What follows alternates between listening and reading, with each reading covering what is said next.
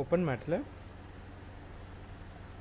Let's clear all the variables, and in order to generate the random numbers in MATLAB, MATLAB provides a very easy way for doing that. It provides a function rand which takes two arguments. The first argument is the number of rows and the second argument is the number of the columns.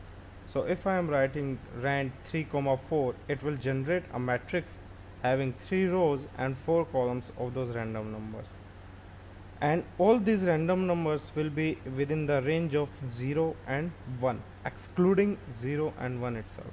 So suppose we want to generate a random numbers of a single vector, then we will simply define rand 1 because we will be requiring only one row of the random numbers and the number of columns which will be defined by the number of random numbers we want to generate.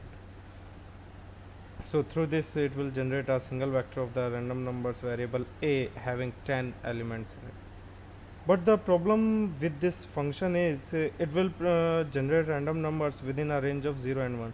But suppose a user or we required a random numbers which have a within the range of 30 to 40, or suppose 25 to 28.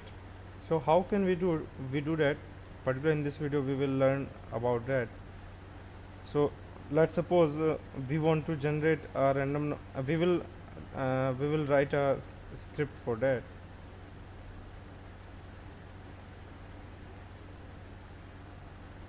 Now we are taking the from the user enter lower limit, and we are taking the input from the user enter higher limit, and we will also take the number of random numbers which the user want to generate.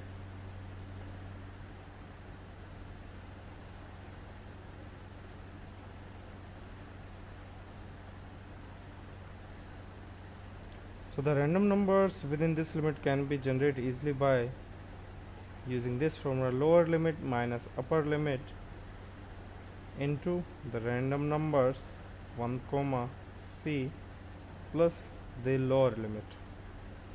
The lower limit was defined by a, and we will save it. Now let's run this script.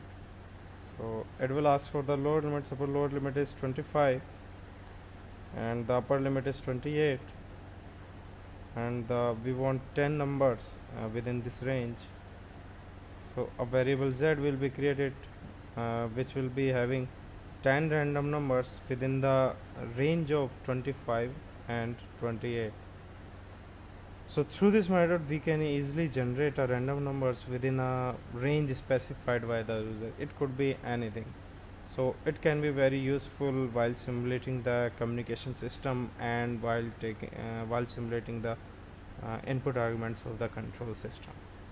So that's it for this video. Thank you.